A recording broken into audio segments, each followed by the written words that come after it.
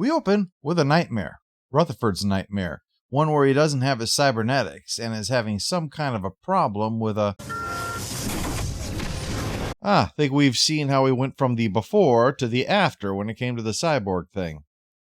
After the titles, we see the Cerritos on hand for some routine updates that can help meet quotas. Is this quotas for work done, like X number of hours of maintenance work by the Cerritos, or Y number of times that members of the crew carried out maintenance? Nope. It's Z number of people you convinced to join Starfleet. Or Z number of people. Z might be good at grabbing people's attention. It sounds more technical. But it's our assignment. What are you going to do? Complain the whole time and make it twice as miserable? Step 1 of honesty is being honest with yourself. Rutherford's been having the nightmare for a week now. Some long-term memories stuck in his buffer, Tendi figures. She sorts it and he goes off to sleep it off, while Mariner makes the mistake of voicing her complaints too loudly, which is a mistake she should really learn by now to stop repeating. Because Ransom is overheard, and a fight starts, so he whips out the ultimate threat. Starbase 80. That's where she's going if she isn't given this job her everything, her true everything, and not what she does to seem like she's pulling her weight. He's expecting the unimaginable. Success. Meanwhile... Huh? Ah, my f***ing head. Woke up on the wrong side of the moral event horizon. Rutherford is not acting like himself and is unaware of his surroundings or how he got here. He's like a whole different person. Holy moly, what the heck is happening here? Stuck in a mirror dimension, and not to be confused with a mirror universe. Very different kind of problems. Good Rutherford fights with potty-mouth Rutherford about whose body this is, but it seems the red-eyed one has the possession is 9/10 of the law thing going on, which actually could especially apply to this kind of possession now that I say it out loud. Down on the planet, Mariner is selling the Starfleet gospel like it's a non-specific AI widget, saying that there are ways into Starfleet that don't require the Academy.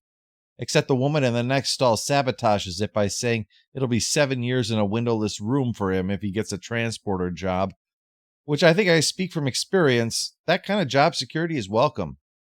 Mariner's upset at this space archaeologist for undermining the recruitment by thoughtlessly sharing the truth. I suppose a window isn't asking too much, even just a simulated one. Hey, buddy, you want to be a Borg? What? No! Okay, that's just being a dick. Starfleet crews get assimilated all the time. Hope you like being covered in black rubber tubing. Tell me more.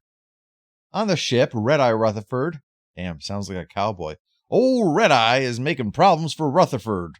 I mean, he's talking to her in a way that says, yeah, he's definitely going to have to speak to HR later. He finds Tendi to trick her into spilling when the security shift changes. She has no idea he's the evil one. So Rutherford finally starts punching himself in the eye, which does something to the real body, leading to Tendi watching her best friend get into a fierce argument with a shiny surface. That is atypical, even for this show. Below, Mariner learns that the mouthy archaeologist is actually former Starfleet, who decided to move on to something else, preferring a life of freedom and non-violence. Starfleet isn't violent. I may be violent, but that's got nothing to do with Starfleet. Speaking of violence, Shax is on the prowl looking for Rutherford, naturally especially concerned if Baby Bear isn't acting like himself. He's not fast enough, though, and it's down to Rutherford to keep his other self from taking off in the captain's yacht, buying time until Shax can phaser him into unconsciousness. Dr. T'Ana has an explanation of what's going on. Still himself, but his memory and personality are from a decade ago.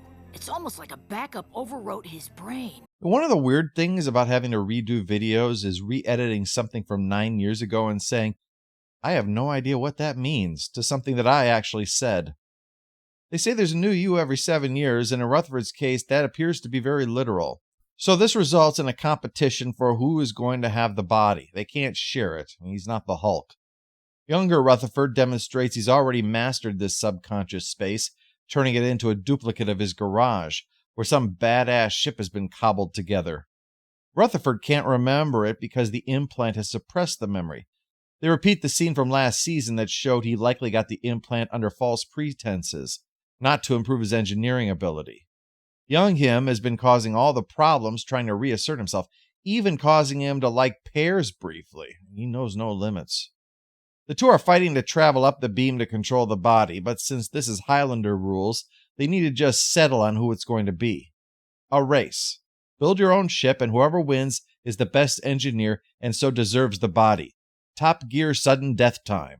Down below, the annoying archaeologist mockery is joined by the Collectors Guild throwing shade, and the conspiracy truthers follow. They demand answers. What is Cisco getting up to? What's up with the bluegills? Why can Khan race change at will? These are all, things I'd like to know myself. Then the Ferengi come by laughing at them. Outpost scientists show up to make fun of their uniforms. This is bad all around. But the line is crossed when someone takes Boimler's pip and tosses it away. And he has what can only be described as a psychotic episode. The activity actually drives people to sign up at Mariner's booth, possibly to be able to tell Boimler they're on the same side if he comes at them. As for Rutherford and Rutherford, they finished their work.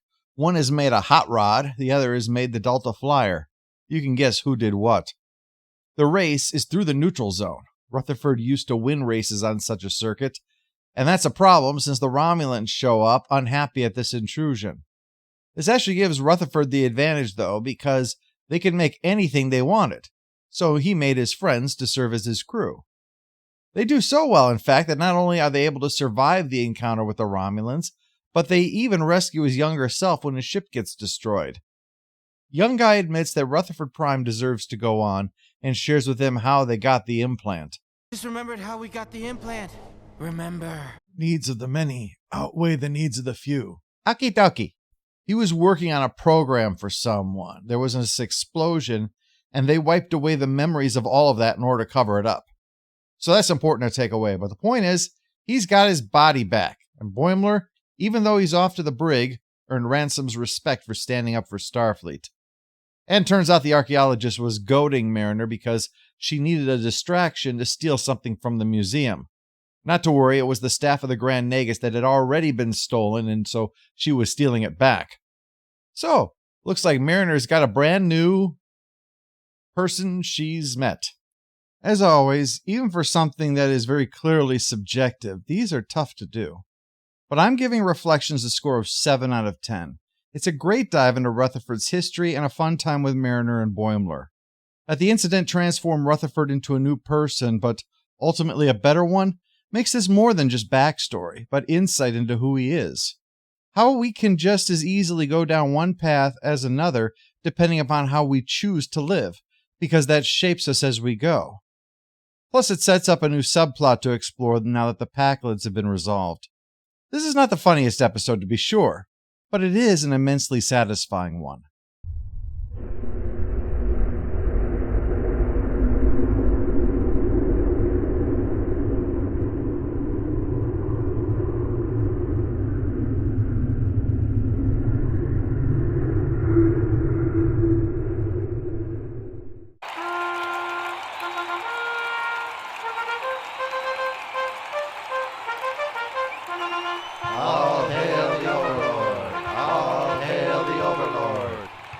Send me to Starbase 80? Oh, God, no. That place is a hellhole. Kotar, when he drowned in the swamp.